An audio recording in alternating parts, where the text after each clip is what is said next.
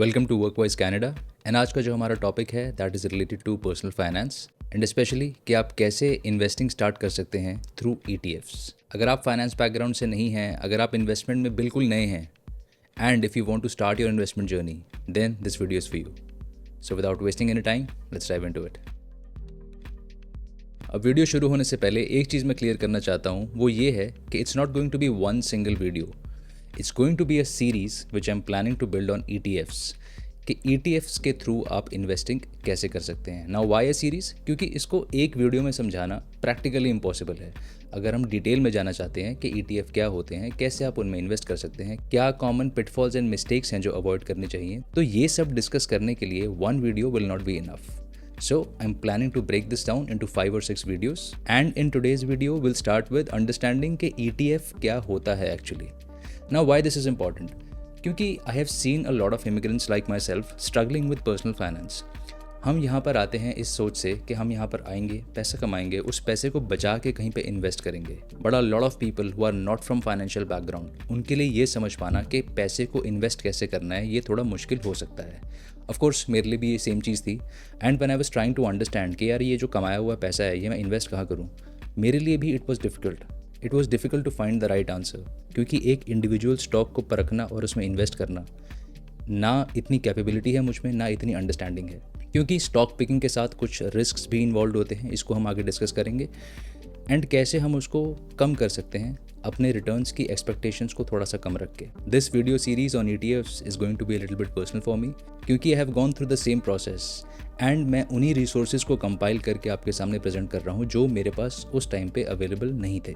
शायद होते तो I could have started sooner, मुझे और अच्छे रिटर्न्स मिल जाते अभी तक, but I have no regrets. What I look forward to is कि अगर इस वीडियो के थ्रू एक या दो लोग भी अपनी इन्वेस्टिंग जर्नी को स्टार्ट करने में हेल्प ले सकते हैं, that will be enough for me and that's the goal. So coming back to the topic, today will discuss कि ETFs बेसिकली होते क्या हैं, कैसे वो आपको डाइवर्सिफिकेशन प्रोवाइड करते हैं, एंड इसको हम बहुत सिंपल टर्म्स में डिस्कस करेंगे। हम हर चीज़ की परत अगर खोलने लग जाएंगे तो that will be very difficult for a beginner. तो इसलिए हम इस वीडियो को उतना सिंपल रखेंगे ताकि हर कोई समझ पाए। तो अगर आपको already intermediate level of knowledge है ETFs के बारे में, then this video might not be for you. But अगर आपको ETFs के बारे में कुछ भी नहीं पता है, you have some cash in hand and you want some certainty कि हाँ मेरे को रिटर्न्स बहुत ज़्यादा नहीं चाहिए बट मेरा पैसा भी नहीं डूबना चाहिए एंड एक एक्सेप्टेबल ट्रेड ऑफ आपको चाहिए, then this video is for you.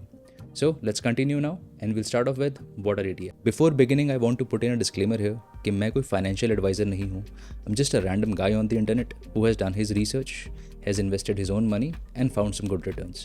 So यहाँ पर मैं आपको कोई specific ETFs नहीं बताने वाला हूँ कि हाँ इसमें इन्वेस्ट कर लो या उसमें इन्वेस्ट कर लो। That's not going to happen. But I'll try to explain what ETFs are and वो काम कैसे करते हैं ताकि you should be well equipped to identify कि किस ETF में आपको अपना पैसा डालना है। एंड वो चीज़ें हम डिस्कस करेंगे कि कैसे आप आइडेंटिफाई कर सकते हैं कि इस पर्टिकुलर ETF में मुझे अपना पैसा डालना चाहिए।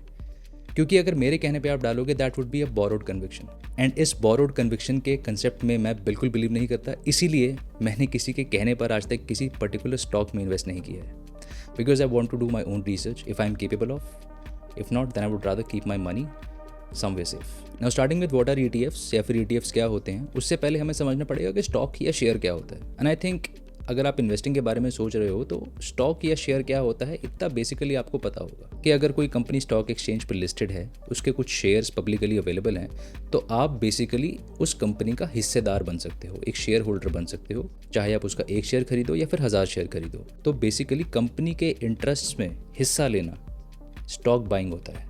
फॉर एग्जाम्पल अगर आप एप्पल का स्टॉक खरीदते हैं आज, तो आप अपना पैसा एप्पल की ग्रोथ के ऊपर लगा रहे हैं। यू आर टेकिंग अ बेट कि हाँ एप्पल ने पिछले 10-15 साल में इतना अच्छा परफॉर्म किया है, it will keep on continuing that and I believe so and that's why I am picking this stock.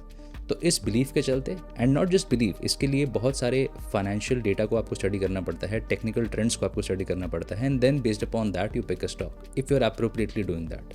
अगर आप बोरोड कन्विक्शन पे लगा रहे हैं किसी और के कहने पे, then that's a completely different thing. Now when we know what stocks are, तो ETF क्या है? ETF बेसिकली एक तरीके का फाइनेंशियल प्रोडक्ट है जो कि एक बास्केट ऑफ सिक्योरिटीज़ या फिर एक बास्केट ऑफ स्टॉक्स को कंबाइन करके आपको प्रेजेंट करता है। तो इस केस में क्या होगा कि आप जब एक ETF खरीदते हैं, ETFs भी by the way stock exchange पर लिस्टेड होते हैं, जैसे नॉर्मल शेयर्स लिस्टेड हैं वैसे ही ETFs पर लिस्टेड होंगे। बट जब आप एक ETF खरीदेंगे तो आप इंडिविजुअल स्टॉक नहीं खरीद रहे बल्कि एक डाइवर्सिफाइड पोर्टफोलियो खरीद रहे हैं पूरा का पूरा। You are actually buying a basket of stocks. For example, आप हर महीने सिर्फ $100 ही इन्वेस्ट करना चाहते हैं। एक पॉइंट ये है कि आप इंटेल में डालते जाइए, but there was a point recently जब इंटेल पूरा क्रैश कर गया था because of the layoffs, and let's say आपको उसी टाइम पे उन पैसों की ज़रूरत थी, तो there is a high chance कि आप उसको विड्रॉ करेंगे कम रेट पे। या फिर दूसरा सिनेरियो ये है कि आपको अभी पूरी नॉलेज नहीं है, तो आप पैनिक में आके उसको बेच देंगे नुकसान में। तो जो रिस्क टू रिवॉर्ड का रेशियो है वो बहुत डिफरेंट रहता है एक स्टॉक में वर्सेस एन ETF। अब क्योंकि ETF में मल्टीपल स्टॉक्स आते हैं, तो इसको ऐसे समझते हैं कि बेसिकली अगर आपने एक ETF खरीदा तो आपने एक नहीं बल्कि मल्टीपल कंपनीज़ की छोटी छोटी हिस्सेदारी खरीद ली, छोटे छोटे स्टॉक्स खरीद लिए। फॉर एग्जाम्पल, एक बहुत पॉपुलर ETF है कनाडा में called VFV which is manage by Vanguard. तो जब आप VFV का एक शेयर खरीदते हैं, आप बेसिकली US की टॉप 500 कंपनीज़ में इन्वेस्ट कर रहे हैं। किस रेशियो में, कैसे, वो भी हम आगे डिस्कस करेंगे। बट आप $100 से सिर्फ एक शेयर नहीं खरीद रहे हैं, आप उस $100 से एक ETF खरीदते हैं जो कि आगे आपको हिस्सेदारी दिलाता है बहुत सारी कंपनीज़ में। And we'll see how that happens. Moving on, we will discuss what has been the history of ETFs in Canada. The good thing is के ETFs कैनेडा की ही देन है, just like insulin and ice hockey. Canada में ही ETF launch हुए थे इन 1990s। Initially ये सिर्फ इंस्टीट्यूशनल इन्वेस्टर्स या फिर बड़े जो इन्वेस्टमेंट फर्म्स थे उनके बीच में ही पॉपुलर थे, बट तब से लेके अब तक ये रिटेल इन्वेस्टर्स यानी कि आपके जैसे और मेरे जैसे जो इंडिविजुअल इन्वेस्टर्स हैं उनके बीच में भी काफ़ी पॉपुलर हो गया है। And you can see that directly from the graph कि कहाँ 1990 में टोटल एसेट्स जो कि ETFs के अंडर आते थे they were $1 billion, which has now gone up to $383 billion in 2023। And जो प्रोजेक्टेड वैल्यू है for 2024 it's going to be रफली $400 billion। तो इसकी एक्सपोनेंशियल ग्रोथ से आप समझ सकते हैं कि how popular they are. Canada के बाद ETFs काफ़ी तेज़ी से पॉपुलर होने लगे US में और बाकी ग्लोबल मार्केट्स में भी। एंड आज एक $multi-trillion इंडस्ट्री है विद मल्टीपल इन्वेस्टर्स जो कि इस प्रोडक्ट का हिस्सा बनना चाहते हैं। Next will discuss how ETFs actually work and will take an example जो कि हमने पहले भी लिया था विच इज़ VFV, एंड उसके ब्रेकडाउन को हम समझेंगे। जैसे कि हमने पहले डिस्कस किया, ETF खरीदना इज़ एज सिंपल एज किसी स्टॉक एक्सचेंज पर जाके एक ट्रेड एग्जीक्यूट करना। जैसे आप स्टॉक खरीदते हैं वैसे ही आप ETFs खरीद सकते हैं because they are electronically traded. लेकिन जब आपने ETF खरीदा, इस केस में अगर आपने VFV को खरीदा, तो आपने एक ग्रुप ऑफ कंपनीज में इन्वेस्ट करा है। VFV आपके बिहाफ पे ये पैसा अलग अलग होल्डिंग्स में इन्वेस्ट करता है। नाउ VFV के अंडर 500 बड़ी US कंपनीज आती हैं। अगर आप इस ब्रेकडाउन को ध्यान से देखेंगे तो मार्केट वैल्यू के हिसाब से आप देख सकते हैं कि ऑलमोस्ट 7% शेयर VFV में एप्पल का है, 6.5% approximately for Microsoft, 6.18% for NVIDIA, 3.4% for Amazon, 2.4% for Meta, and then बाकी सब उससे कम है। देन सेक्टर वाइज ब्रेकडाउन अगर आप देखना चाहें तो यू कैन सी कि IT में ही almost 30% of the fund is invested and that too in the US। अगर आप US टेक कंपनीज के स्टॉक्स में ज़्यादा इन्वेस्ट करना चाहते हैं तो VFV जैसा एक ETF आपके लिए बेटर साबित हो सकता है, not in terms of returns but in terms of risk management. इस डिटेल ब्रेकडाउन से आप समझते हो कि ये पर्टिकुलर फंड किन किन कंपनी में अपना पैसा इन्वेस्ट कर रहा है, तो उससे आपका पोर्टफोलियो भी ऑटोमेटिकली डाइवर्स होता जाता है। एंड ये सबसे बड़ा की फैक्टर बनेगा आपके लिए जब आप कल को जाके कोई भी ETF रिसर्च कर रहे हो। जैसे फॉर एग्जांपल, अगर आप सिर्फ टेक्नोलॉजी में इन्वेस्ट करना चाहते हो, you don't want anything to do with other sector, then there are specialised ETFs for that. वो भी हम आगे डिस्कस करेंगे कि सेक्टर स्पेसिफिक ETFs कौन से होते हैं। But just to give you an example, you can just identify a sector, you can see कि एक पर्टिकुलर ETF कौन कौन सी होल्डिंग्स या फिर कौन कौन सी कंपनीज के शेयर खरीदता है, एंड आप उस पर्टिकुलर ETF को खरीद सकते हो। By that you will be investing into all that companies. Next discuss करते हैं कि ETFs वर्सेस स्टॉक पिकिंग, इन दोनों में क्या डिफरेंस है। अब तक I think we have clearly establish कि जब आप स्टॉक खरीद रहे हैं तो व्हाट हैपेंस वर्सेस जब आप ETF खरीद रहे हैं तो व्हाट हैपेंस। नाउ स्टॉक खरीदना या फिर स्टॉक को पिक करना ये काफ़ी एक्टिव प्रोसेस है, so it's an active investment I would say, whereas ETF is just passive. आपने एक बार उस ETF को रिसर्च करा तो देन मोस्टली जो लोग स्ट्रैटेजी फॉलो करते हैं that is by and hold. अगर मान लीजिए आपने VFV जैसे फंड में पैसा डालना शुरू करा तो आप उसमें डालते जाएंगे लगातार हर महीने, चाहे वो फिर ऊपर जाए चाहे नीचे जाए। उसके भी अपने बेनिफिट्स हैं कि जब मार्केट नीचे जा रही है तब ETFs में क्यों इन्वेस्ट करना है। Will probably discuss that in one of the next videos. Versus stock picking में क्या है कि उसके दो तरीके हैं, या तो आप बोरोड कन्विक्शन पे खरीद लो, किसी अपने दोस्त के कहने पे, किसी रिश्तेदार के कहने पे, क्योंकि आपको 100% क्लैरिटी नहीं है कि आप क्यों एक पर्टिकुलर स्टॉक खरीद रहे हो, जस्ट कि हाँ वो अच्छा कर रहा है, that's all. That's the only criteria most of the people have when they are picking stocks without knowing the fundamentals, क्योंकि उसके लिए बहुत सारा फंडामेंटल एनालिसिस लगता है। अगर आपको लगता है कि आप इतना कर सकते हो कि आप कंपनी के फाइनेंशियल्स को स्टडी कर सकते हो, प्रोजेक्टेड ग्रोथ को समझ सकते हो एंड देन इन्वेस्ट करोगे, तो देन डेफिनेटली आप ये वीडियो तो नहीं देख रहे होगे। तो then for a common man I don't think it's a very wise idea कि आप स्टॉक पिकिंग में ज़्यादा इन्वेस्ट करें। And I tell you a reason why, क्योंकि 85% of active hedge fund managers, अब एक्टिव हेज फंड मैनेजर्स क्या होते हैं? फंड मैनेजर्स जिनका डेली ब्रेड एंड बटर है, जिनका काम है स्टॉक्स को पिक करना, स्टॉक्स को बेचना डेली बेसिस पे, ताकि वो उस हेज फंड का जो ग्रोथ है उसको बढ़ा सकें, अपने जो इन्वेस्टर्स हैं उनको रिटर्न ज़्यादा दे सकें। 85% of those active hedge fund investors वो भी फेल हुए हैं S&P 500 जैसे इंडेक्स के सामने, अगर हम एक लॉन्ग रन में देखें तो। अगर आप 2 साल का पीरियड पकड़ोगे तो हो सकता है कि हाँ आपको लगे कि एक फंड मैनेजर या फिर आप जैसा कोई एक रिटेल स्टॉक इन्वेस्टर अच्छे रिटर्न्स कमा सकता है। But when you compare that growth over a span of 20 to 30 years, तो चीज़ें थोड़ी अलग दिखेंगी आपको। Most of the times passive investing will win, क्योंकि स्टॉक पिकिंग वाले सिनेरियो में एज अ रिटेल इन्वेस्टर खुद को मार्केट क्रैशेस जैसे जो सिनेरियोज़ हैं उनमें इमोशनली रेजिस्टेंट रख पाना या फिर उनमें इमोशनली एक कंट्रोल रख पाना वो बहुत मुश्किल है over a period of 30 year. जब एक इंसान के ऊपर जिम्मेदारियां बढ़ती हैं तो उसका थॉट प्रोसेस भी इवॉल्व होता है, उसकी जो रिस्क टेकिंग एपेटाइट है वो भी बहुत कम हो जाती है। तो जैसे आप अभी बिहेव कर रहे हैं अपने 30s में, डेफिनेटली आप अपने 40s और 50s में नहीं करेंगे। तो यही देखा गया है कि in the long run S&P 500 जैसे इंडेक्स को भी बीट कर पाना मुश्किल है बहुत सारे फंड मैनेजर्स के लिए। तो आप जैसे और मेरे जैसे लोग जिनका एक्चुअल काम स्टॉक पिकिंग नहीं है, स्टॉक सिलेक्शन नहीं है, उनके लिए ऐसे इंडेक्सेस को बीट कर पाना I think that's very difficult. मेरे लिए तो वो चीज़ बिल्कुल नहीं है and that's why I am a big proponent of ETF investing. And इस ग्राफ से भी आप देख सकते हैं कि जैसे जो active investments versus passive investments की ग्रोथ है फ्रॉम 2011 to 28 वो काफ़ी बढ़ गई है। And by the next year it is expected कि half of the money which is invested in the market will be invested passively, which happens through mutual funds or ETFs. Next we'll understand कि ETFs और mutual funds में क्या difference है। अब अगर आप India से आ रहे हैं तो डेफिनेटली म्यूचुअल फंड्स आपने ज़रूर सुना होगा या फिर कहीं ना कहीं किसी ना किसी रिश्तेदारी में किसी ने म्यूचुअल फंड में ज़रूर इन्वेस्ट किया होगा। आपको भी सलाह दी होगी कि इस पर्टिकुलर म्यूचुअल फंड में इन्वेस्ट कर लेना चाहिए because they are very popular in India. Meanwhile, over the last few years, ETFs have grown very rapidly in Canada क्योंकि obviously they were invented in Canada and जो expense ratio है वो भी काफ़ी difference है in terms of India versus Canada and we'll discuss that as well। तो अब समझते हैं कि ETFs और म्यूचुअल फंड में क्या डिफरेंस है। तो दोनों एक तरीके के फंड हैं। अब बहुत ज़्यादा डिटेल में हम नहीं जाएंगे कि म्यूचुअल फंड्स क्या होता है। It is also a basket of stocks, it is actively managed. इसका मतलब ये है कि वहाँ पर कोई फंड मैनेजर होगा जो कि आपके बिहाफ पे स्टॉक्स पिक करेगा, चूज़ करेगा एंड देन ड्रॉप करेगा। वेराज ETFs क्या करते हैं, वो एक पर्टिकुलर इंडेक्स को ट्रैक करते हैं। विदाउट गोइंग इनटू डिटेल्स हम ये समझ सकते हैं कि इंडेक्स एक तरह का डिवीजन है स्टॉक्स का, जैसे कि S&P 500 जिसको कि VFV जैसा फंड ट्रैक करता है।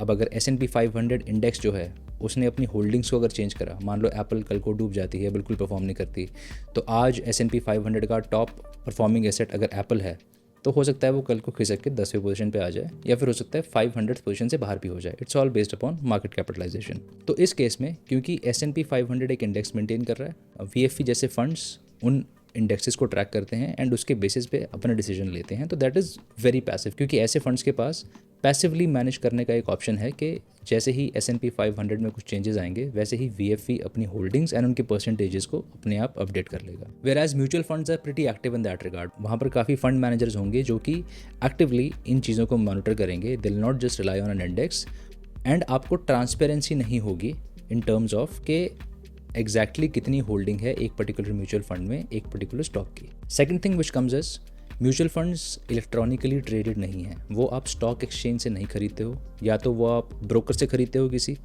या फिर वो आप directly AMC asset management company, for example India में Aditya Birla is very popular, right, HDFC is very popular, Nippon is very popular. तो ऐसे जो फंड्स हैं वो आप डायरेक्टली एसेट मैनेजमेंट कंपनी या फिर जो कंपनीज इन फंड्स को मैनेज करती हैं उनसे खरीदते हो। तो उनका processing time is like 1 to 2 days, maybe 2 to 3 days and similarly for withdrawal as well. तो थोड़ा सा बैरियर है in terms of purchasing and selling, थोड़ा सा पेपर वर्क और इन्वॉल्व है। इट्स नॉट लाइक बाइंग और selling stocks on an exchange like you can do with ETF। तो एक डिफरेंस तो ये आ गया in terms of management, in terms of how they function, and the major difference is in terms of fees. अब India में हो सकता है कि फीस स्ट्रक्चर थोड़ा डिफरेंट हो, थोड़ी कम हो। I have not research lot about India, but in Canada usually what you will see is कि mutual funds will charge somewhere between 1.75% से लेके 2.5%।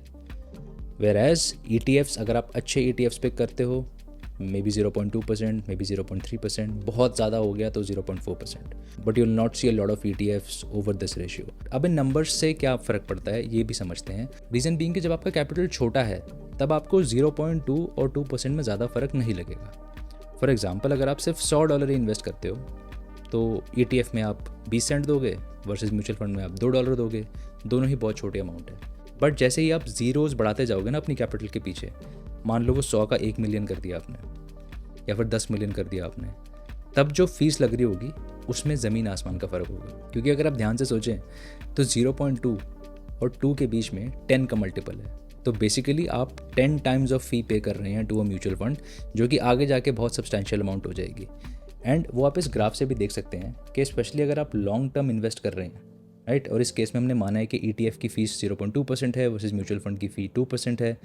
एंड अगर आपने $10,000 इन्वेस्ट करे over the period of 30 years, and अगर हम सेम रिटर्न मान के चल रहे हैं बाय द वे कि म्यूचुअल फंड भी उतना ही रिटर्न देगा जितना आपको ETF रिटर्न देगा, to make the comparison more straightforward, तो ETF में आपका जो इन्वेस्टमेंट होगा वो 54,087 तक होगा after deducting all the fees, whereas mutual fund में इट विल बी जस्ट 31,000। तो इतना बड़ा तक डिफरेंस आ सकता है। एंड जैसे जैसे टाइम बढ़ता जाएगा एंड कैपिटल बढ़ता जाएगा आपका इन्वेस्टेड, वैसे वैसे ये डिफरेंस बहुत बड़ा होता जाएगा। Now I am not saying that mutual funds are all bad, उसके अपने बेनिफिट्स हैं, उसमें हो सकता है आपको रिटर्न्स और अच्छे मिल जाएं, बट गारंटी उसमें भी नहीं है।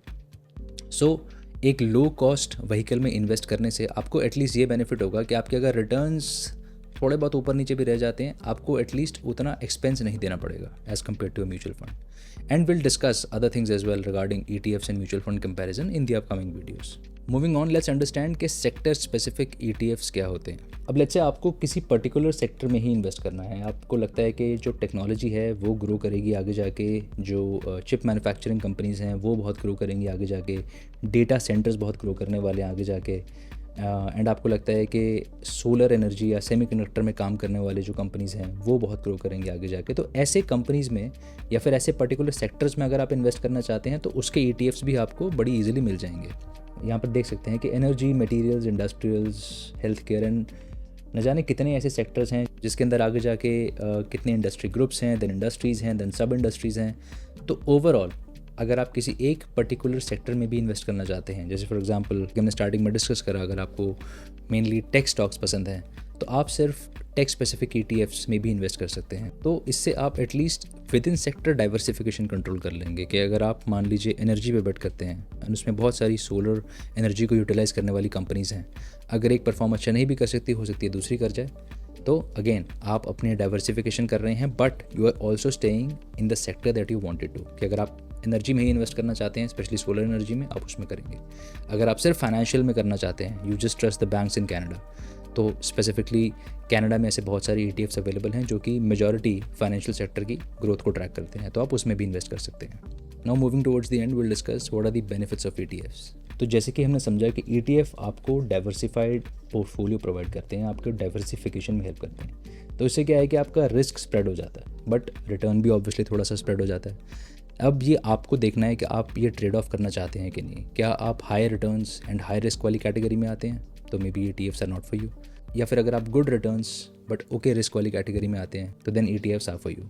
तो ये आपको डिटरमाइन करना है कि आपकी रिस्क एपेटाइट कितनी है एंड कितना टॉलरेंस है आपका जो आपको अलाउ करता है to go for either ETFs और stocks. Next is transparency.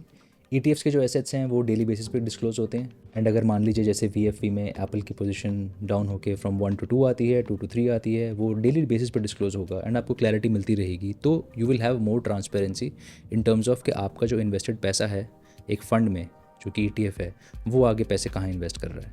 Where as mutual fund में आपको इतनी ट्रांसपेरेंसी नहीं होती। They may be shared quarterly, but again जब तक वो रिपोर्ट आती है 3 महीने निकल चुके होते हैं। नेक्स्ट, फ्लेक्सिबिलिटी इज़ के ETF आपको स्टॉक एक्सचेंज पे मिल जाएंगे, दे आर इलेक्ट्रॉनिकली ट्रेडेड। तो जैसे आप स्टॉक परचेज़ करते हैं मार्केट टाइमिंग्स के दौरान, आप वैसे ही ETFs को परचेज़ कर सकते हैं। It is very simple, well simple. जैसे ब्रोकर्स पे अगर आप जाएँ तो वहाँ पे तो फ्री में भी आप ETFs को परचेज़ एंड सेल कर सकते हैं। And the last benefit is lower costs, जैसे कि हमने डिस्कस करा, as compared to mutual funds बहुत मार्जिनल कॉस्ट्स हैं इसकी, एंड ये कॉस्ट डेफिनेटली मैटर करती हैं over a long run. Maybe 1 साल 2 साल में आपको इतना मैटर नहीं करेगा, या फिर कैपिटल अगर कम है तब भी नहीं आपको फ़र्क पड़ेगा उतना, बट जैसे जैसे टाइम और आपका कैपिटल इन्वेस्टेड बढ़ेगा, this fees will make a lot of difference. So that was it about today's video, and I hope कि आपको इससे ETFs के बारे में एक बेसिक अंडरस्टैंडिंग मिली होगी कि ETFs क्या होते हैं, कनाडा में रहते हुए आप ETFs में कैसे इन्वेस्ट कर सकते हैं। And in the upcoming videos will discuss more about how to select ETFs in which you want to invest, क्या ऐसे कॉमन मिस्टेक्स हैं जो आपको अवॉइड करनी है, एंड इस पर हम एक पूरी सीरीज़ लेके आएंगे of about 5 to 6 videos. I hope इससे आपको कुछ वैल्यूएबल इन्फॉर्मेशन मिली होगी, एंड आई ऑल्सो होप कि आप अपनी इन्वेस्टमेंट जर्नी को जल्द से जल्द शुरू करें। इस चैनल पर हम कनाडा में करियर से रिलेटेड एंड पर्सनल फाइनेंस से रिलेटेड वीडियोस बनाते हैं। If you like such videos, consider subscribing Workwise Canada. Stay wise, until the next time.